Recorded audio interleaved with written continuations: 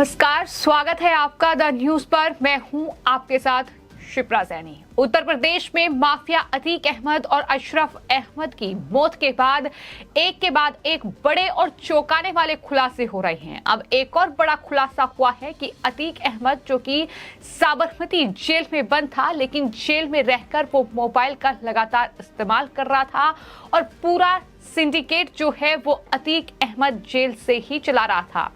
एक चैट जो है वो सामने आई है और चैट में बड़े खुलासे हुए हैं।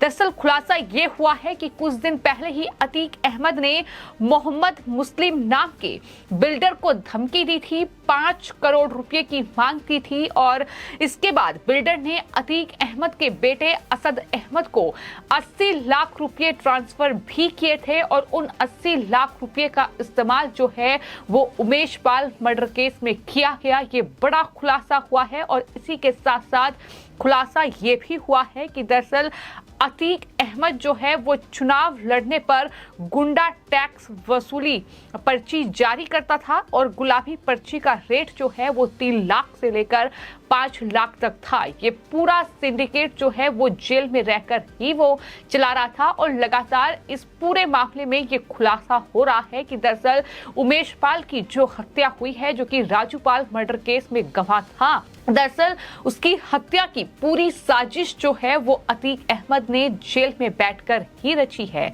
और साथ ही अपने बेटे को तमाम जो कहीं ना कहीं चीजें सिखाई हैं वो अतीक अहमद ने जेल में रहते हुए ही बताया है कि किस तरीके से ये पूरी साजिश रचनी है, किस तरीके से उमेश पाल की हत्या करनी है। और अब जो चैट सामने आई है उसमें बड़े खुलासे जो हैं अतीक अहमद को लेकर हुए हैं। अतीक अहमद ने बिल्डर मोहम्मद मुस्लिम को जो मैसेज लिखा उसमें धमकी भरे शब्दों में ये लिखा था कि मेरा जो लड़का है वो ना डॉक्टर बनेगा ना वकील बनेगा, सिर्फ हिसाब होना है और इंशाअल्लाह बहुत जल्द हिसाब शुरू होगा।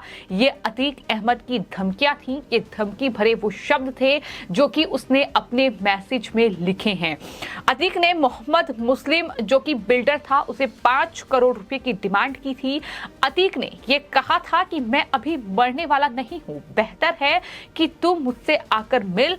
और मोहम्मद मुस्लिम जो अतीक के डर से 2007 में प्रयागराज छोड़कर चला गया था, उसने अतीक के बेटे असद को 80 लाख रुपए दिए थे और उन 80 लाख रुपए का इस्तेमाल जो है वो दरअसल जो 80 लाख रुपए दिए गए वो डर की वजह से दिए गए और उसका इस्तेमाल उमेश पाल मर्डर केस में किया गया। इसके अलावा खुलासा ये भी हुआ है कि अतीक अहमद हमेशा चुनाव लड़ने के दौरान टैक्स वसूलता था। बड़े बिल्डर और व्यवसाय से जुड़े बड़े कारोबारियों से चुनाव लड़ने के लिए टैक्स जो है चुनाव टैक्स अतीक लेता था। अतीक के चुनाव लड़ने पर गुंडा टैक्स वसूली पर्ची जारी होती थी। 2 तरह की पर्ची बड़े कारोबारियों और व्यवसाय से जुड़े बड़े कारोबारियों को दी जाती थी। जो खुलासा हुआ है उसमें ये भी जिक्र हुआ है कि गुलाबी पर्ची का रेट 3 लाख से लेकर 5 लाख रुपए होता था और सफेद पर्ची का रेट 5 लाख रुपए से ऊपर का रेट था। ये बड़ा खुलासा हुआ है। उसके सीधे अकाउंट में ये पैसा पहुंचता था। यानी कुल मिलाकर ये बड़ी चीजें, ये बड़े खुलासे बताते हैं कि अतीक अहमद कितना कुख्यात अपराधी था, कितना बड़ा वो गैंगस्टर था, किस तरीके से उसके जो गुर्गे थे वो जेल से बाहर उसके लिए काम कर रहे थे और किस तरीके से वो जेल में बैठकर ये पूरा सिंडिकेट चला रहा था। ये वही अतीक अहमद है और उसका भाई अशरफ है जिसे हाल ही में गोली मारकर जिसकी हत्या कर दी गई। इस पूरे हत्याकांड के बाद उत्तर प्रदेश की सियासत में भूचाल आ गया। ओवैसी जैसे नेता अतीक अहमद को लेकर हमदर्दी जाहिर कर रहे हैं। उत्तर प्रदेश के मुख्यमंत्री योगी आदित्यनाथ से इस्तीफे की डिमांड कर रहे हैं। लेकिन यहाँ सवाल ये है कि क्या AIMIM के चीफ असदुद्दीन ओवैसी ये बताएंगे कि उनका अतीक अहमद से क्या कनेक्शन था। जाहिर तौर पर ओवैसी इसका जिक्र नहीं करेंगे। ओवैसी सिर्फ बयानबाजी करेंगे, अतीक के लिए हमदर्दी जाहिर करेंगे और ये बताएंगे कि दरअसल हिंदू मुस्लिम को टारगेट किया जा रहा है, अल्पसंख्यकों पर हमले हो रहे हैं। लेकिन मैं आपको बता दूं कि दरअसल अतीक अहमद की जो पत्नी है शाइस्ता परवीन, जो कि उमेश पाल मर्डर केस में आरोपी है और पुलिस की गिरफ्त गिरफ्त से फिलहाल बाहर है। बेटे का एनकाउंटर हो गया, पति की हत्या हो गई, बावजूद इसके वो सामने नहीं आई हैं। वही शाइस्ता परवीन जो 2021 में ओवैसी के साथ मंच साझा उन्होंने किया था, ओवैसी की पार्टी को ज्वाइन किया था। अतीक अहमद ने भी ओवैसी की पार्टी को ज्वाइन किया था। हालांकि अतीक अहमद वहां मौजूद नहीं था, वो जेल में था, लेकिन उसकी पत्नी ने AIMIM को ज्वाइन किया, ओवैसी के साथ मंच साझा किया। ओवैसी के साथ उनकी तमाम तस्वीरें हैं और जाहिर तौर पर यही वजह है कि ओवैसी अतीक की मौत से सदमे में है और इस तरीके की बयानबाजी लगातार असदुद्दीन ओवैसी की ओर से की जा रही है।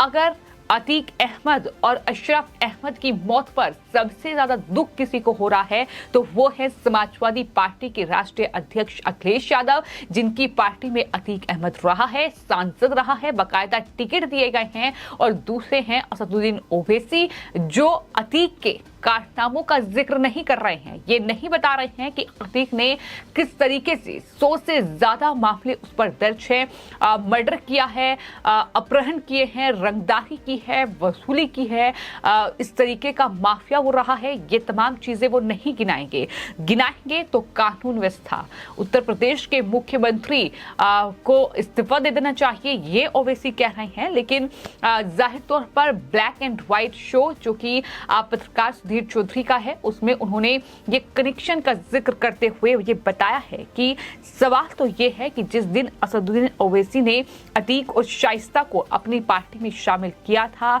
क्या उसी दिन लोकतंत्र की हत्या नहीं हो गई थी? क्या ओवैसी जब ये जानते थे कि अतीक अहमद जो कि एक नेता से ज्यादा एक माफिया है, एक बड़ा गैंगस्टर है, उसके क्या कारनामे हैं वो ओवैसी बखूबी तरीके से जानते हैं, बावजूद इसके उसे पार्टी में शामिल करना, उसके परिवार के सदस्यों को पार्टी का हिस्सा बनाना, ये जाहिर तौर पर लोकतंत्र की हत्या नहीं तो और क्या है। उस समय ओवैसी को उसमें माफिया नहीं बल्कि वोट बैंक नजर आ रहा था, ये उस रिपोर्ट में कहा गया है, ब्लैक एंड व्हाइट शो में कहा गया है। जाहिर तौर पर अगर ओवैसी ने उसकी पत्नी शाइस्ता परवीन को अपनी पार्टी में शामिल किया तो इसका मतलब साफ है कि वोट बैंक के लिए एक माफिया, एक गैंगस्टर को AIMIM में ओवैसी ने शामिल किया।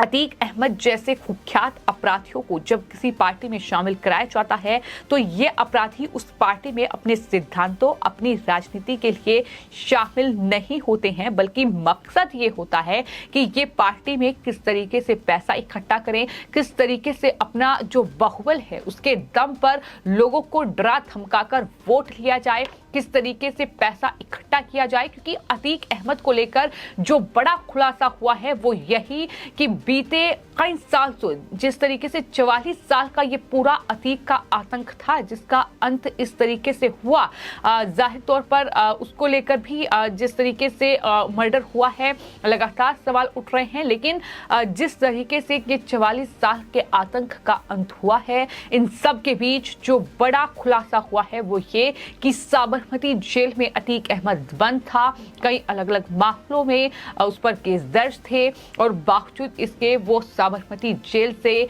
जो है पूरा सिंडिकेट चला रहा था, वहां से रंगदारी हो रही थी, बाकायदा चुनाव लड़ने पर गुंडा टैक्स वसूली पर्ची जारी होती थी, उस पर्ची की कीमत 3 लाख से 5 लाख और सफेद पर्ची का 5 लाख से ऊपर का रेट था। कैश के साथ साथ अकाउंट में पैसे जमा कराए जा रहे थे और अतीक अहमद के नाम पर ही ये अकाउंट था। अतीक ने धमकी देते हुए क्या कहा था ये भी उस चैट में खुलासा हुआ है। दरअसल मोहम्मद मुस्लिम को अतीक ने जो धमकी दी थी उसमें कहा था कि मैं आपको आखिरी बार कह रहा हूं कि आप मेरे बेटे से ईडी कर रहे हैं, ईडी ने अभी आपका पैसा सीज तो नहीं किया, बेहतर ये है कि हमारे बेटे उमर का जो हिसाब है और असद ने जो पैसा दिया है वो हमें इलेक्शन में जरूरत है, तो हमारी आपसे कोई दुश्मनी तो नहीं। अतीक ने ये भी कहा था कि आपके घर में अपनी किस्मत और अक्ल से कमाया, लेकिन हमारे जो पैसे हैं उसको तुरंत दे दो, इस वक्त हमारे पास बहुत काम आएगा। कम लफ्जों में ज्यादा समझ लो, मैं अभी मरने वाला नहीं हूँ, इंशाल्लाह एक्सरसाइज करता हूँ, दौड़ता हूँ, बेहतर है से आके मिल लो। अतीक अहमद साबरमती जेल। ये पूरा मैसेज है जो कि मोहम्मद मुस्लिम को लिखा गया है। तो इस तरीके का कहीं ना कहीं पूरा सिंडिकेट अतीक का चल रहा था, लेकिन आखिरकार उसका अंत हो गया और इस तरीके से अतीक की मौत हुई है। गोली मारकर अतीक और उसके भाई अशरफ की हत्या की गई है, जिसकी जांच हालांकि चल रही है, लेकिन अतीक को लेकर एक के बाद एक बड़े चौंकाने वाले खुलासे सामने आ रहे हैं। फिलहाल आपकी इस पूरे मामले को लेकर क्या राय है, हमें कमेंट बॉक्स में जरूर लिखें और चैनल को सब्सक्राइब करें। धन्यवाद।